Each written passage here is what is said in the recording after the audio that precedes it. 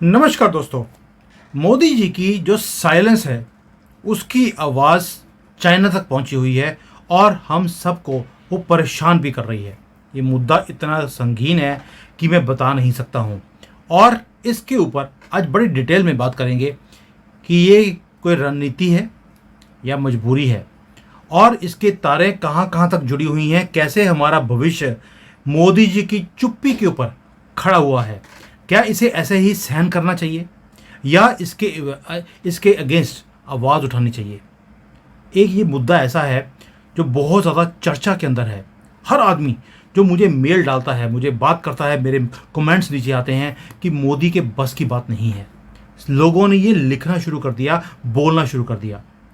ना कि भारत के अंदर, भारत के भविष्य के लिए ये बहुत ही महत्वपूर्ण टॉपिक है, बल्कि हमारे समाज की जो दिशा है और दशा है उसे भी ये तय करेगा मोदी जी की साइलेंस। क्या एक क्वेश्चन है कि क्या भारत एक गृह युद्ध की ओर बढ़ रहा है या इसे धकेला जा रहा है गृह युद्ध के लिए। अब तो जो फेसबुक का मालिक है उसने भी बोल दिया कि हमें बोला जाता है कि किस चीज़ को वायरल करना है, किसको नहीं करना।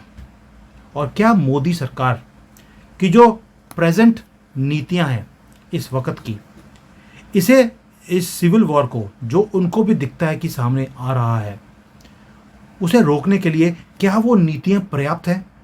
आइए ये सारे सवाल जो है ना, जटिल सवाल, इनका जवाब तलाशने की कोशिश करते हैं। पहली बात तो ये है कि एक सीरीज ऑफ अनफोर्सीन इवेंट्स ये होने शुरू हो गए हैं भारत के अंदर। अब हो क्या रहा है, आपने एक चीज गौर किया होगा कि पिछले कुछ समय से, चाहे वो अंतरिक्ष हो या दुनिया हो, धरती के ऊपर एक अजीब सी रणनीति या राजनीति चल रही है। अनफोर्सीन घटनाएं सब जगह पर होती जा रही हैं और भारत में भी हालात कुछ अलग नहीं है पूरी दुनिया से। 4 जून के बाद स्पेशली एक नई प्रकार की व्याकुलता, उथल पुथल हमारे चेहरे के ऊपर भी है और देश के पूरे सिस्टम के ऊपर आपको दिखाई देती है।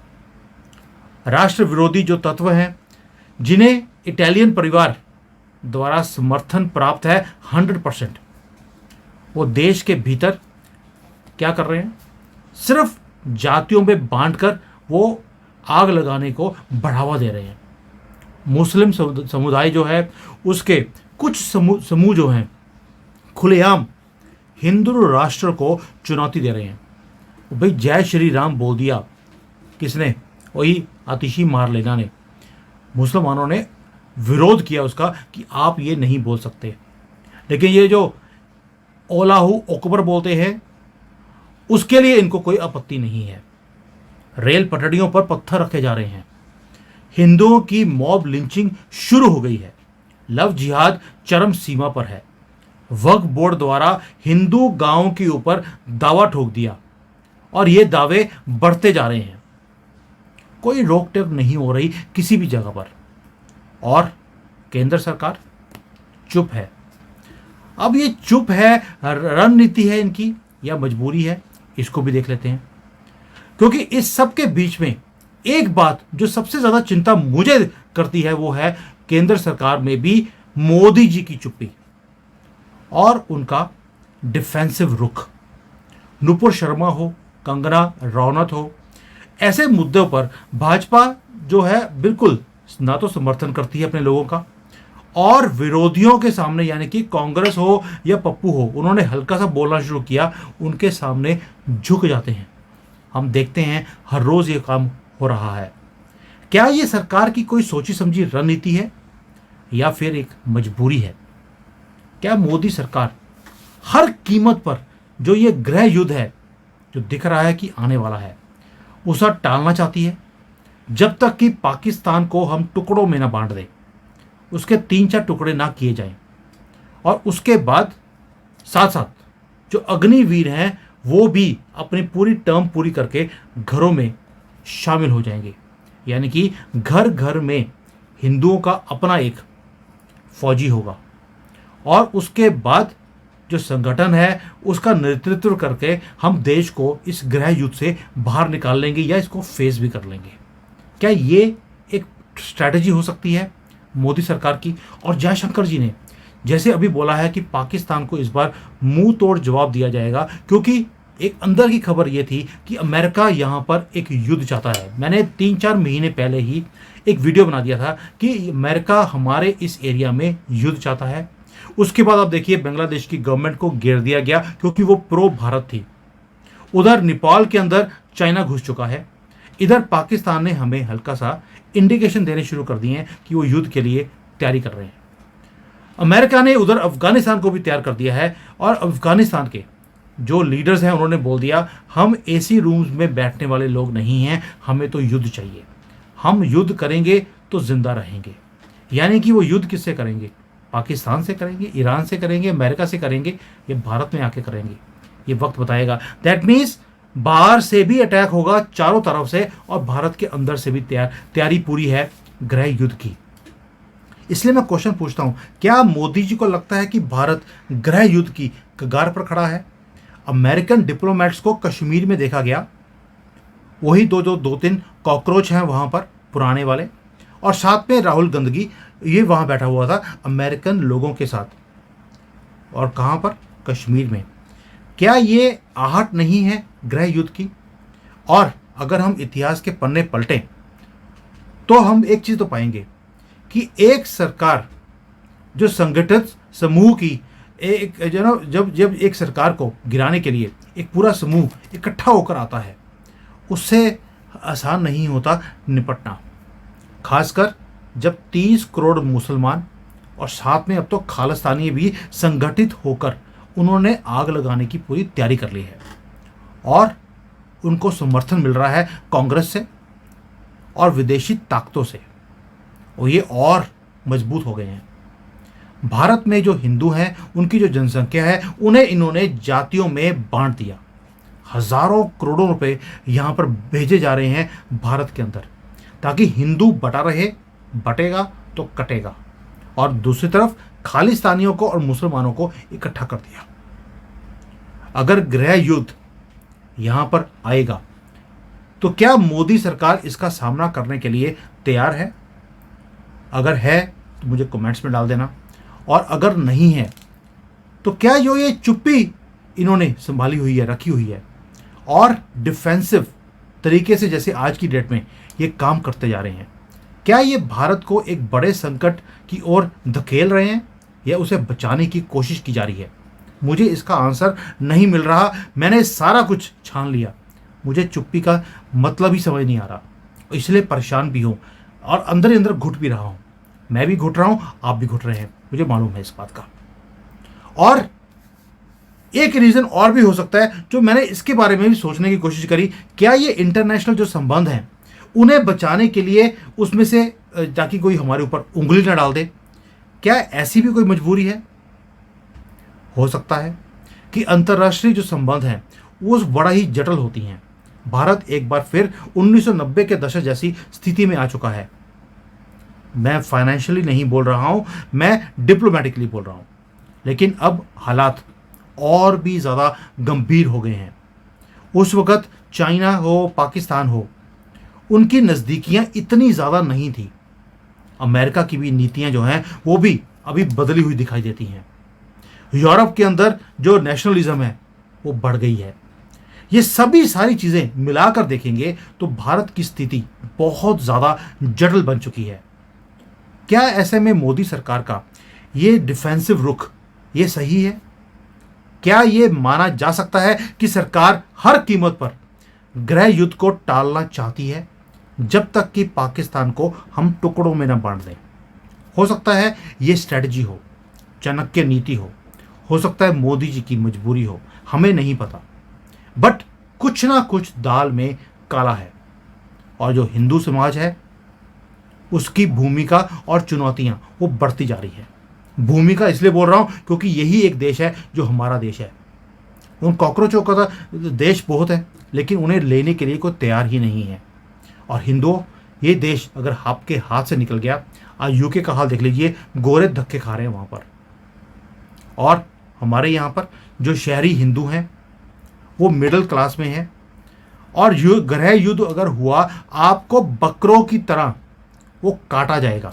आपके पास तो घर में चाकू भी होता नहीं है, वो तलवारें लेकर आएंगे, AK-47 लेकर आएंगे, और आपके घरों की उन्होंने निशानदेही कर ली है, उन्होंने टेक ओवर करना है। मोदी जी को मालूम है इस चीज़ का, क्योंकि ट्रेलर हम बांग्लादेश में देख चुके हैं, और अभी अग्निवीर के लोग घरों में लौटे नहीं हैं, और इसीलिए शायद मोदी जी चुप हैं, क्योंकि उन्हें मालूम है कि जो हिंदू है वो संगठित नहीं है, और इन्हें डायरेक्शन देने वाला भी कोई सामने नहीं दिखता।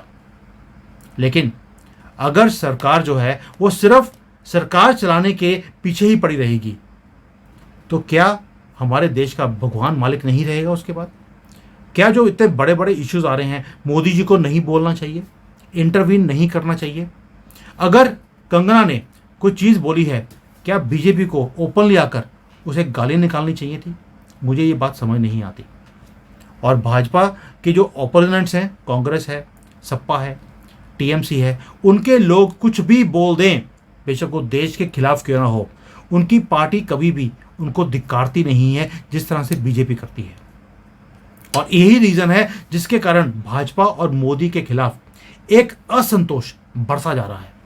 मेरे जैसा आदमी अगर ऐसी वीडियो बनाता है, आप समझ सकते हैं कि जो पीड़ा है वो कितनी ज़्यादा अंदर तक है। मोदी और भाजपा के खिलाफ असंतोष ये बड़ा है, ये मोदी जी की चुप्पी के कारण है। ऊपर से अजीत भारती जैसे जो लोग हैं, मेरे जैसे लोग हैं, उन्होंने भी सोशल मीडिया के ऊपर क्वेश्चन उठाने शुरू कर दिए कि भाई कब तक आपकी चुप्पी हम सहन करेंगे, कब आप बोलना शुरू करेंगे हमारी फेवर में। और अगर ये असंतोष ऐसे ही बढ़ता रहा, क्या कांग्रेस की वापसी की राह मोदी जी खुद ही तैयार नहीं कर रहे? मुझे समझ नहीं आता। और योगी आदित्यनाथ, उनका नेतृत्व और उनका जो भविष्य है, या उनका भविष्य की जो रणनीति है वो क्या है? वो सब कुछ करने को तैयार है। उन्होंने वहां पे कॉकरोचों को यूपी में कंट्रोल भी कर लिया।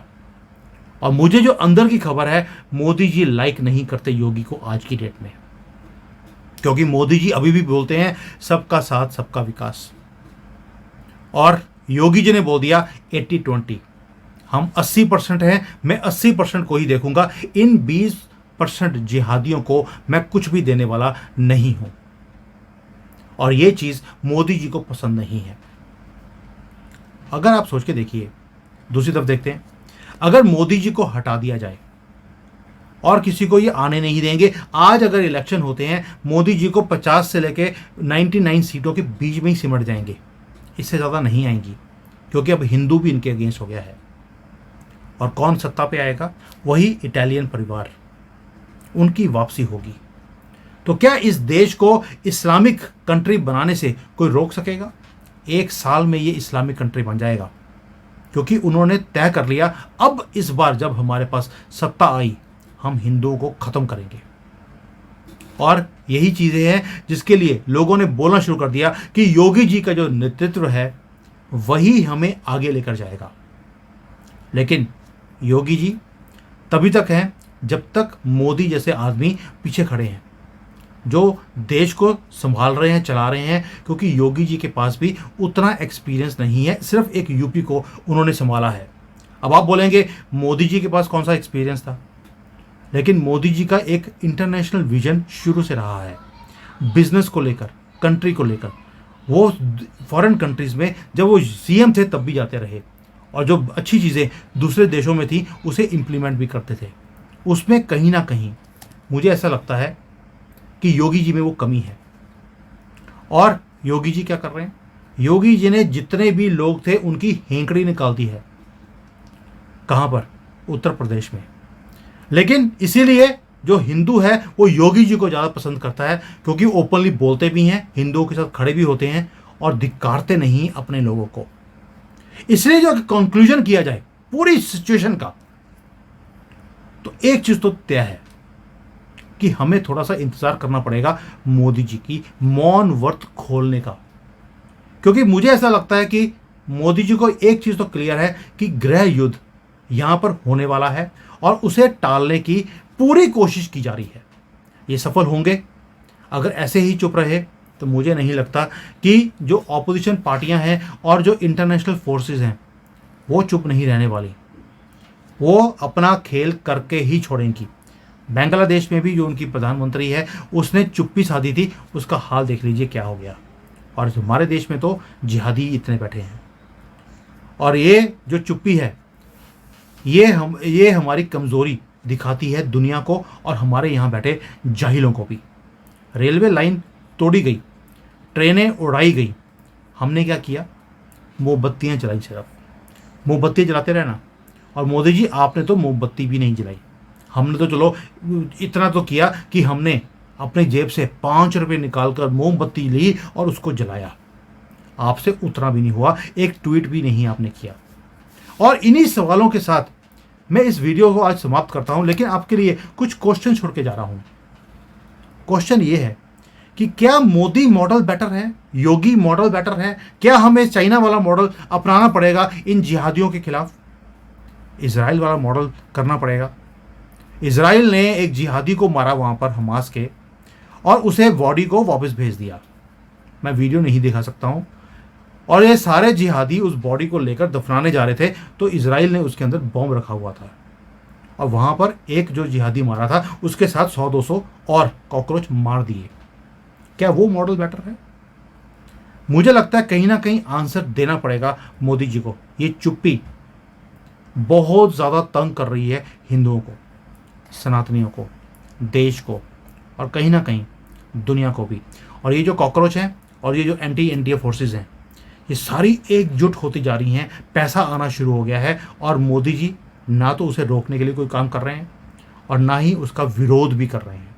और यही चीज़ मुझे तंग कर रही है। मुझे इसका आंसर आप लिख के भेज देना, आपके हिसाब से ये क्यों हो रहा है? कमज़ोरी है? नोबेल प्राइज़ लेना है? और मोदी जी को मैं मैसेज भेज चुका हूँ कि नोबेल प्राइज़ युद्ध करने के लिए मिलता है, युद्ध रोकने के लिए कभी भी नोबेल प्राइज़ नहीं दिया गया है। यहाँ पर मदर टेरेसा रही, उसे 2 बार नोबेल प्राइज़ इसलिए दिया गया क्योंकि उसने यहाँ पर हिंदुओं को कन्वर्ट किया है करोड़ों की संख्या में क्रिश्चियन में, इसलिए नोबेल प्राइज़ दिया गया। अगर गरीबों की उसने सहायता किया होता तो उसे नोबेल प्राइज़ नहीं दिया जाना था। जो उल्टे काम करते हैं तभी नोबेल प्राइज़ मिलते हैं, और आप सीधे रहने की कोशिश कर रहे हो। नहीं हो सकता, और यही रीज़न है जिसके कारण आज हिंदू आपके खिलाफ है। दोस्तों, आपकी राय मेरे लिए बड़ी इंपॉर्टेंट है, क्योंकि आपकी राय और कमेंट्स के हिसाब से मैं अगली वीडियो बनाता हूं, और आपकी आवाज़ मोदी जी तक, बीजेपी तक पहुंचाने की मैं पूरी कोशिश भी करता रहता हूं। Thank you. जय हिंद। वंदे मातरम।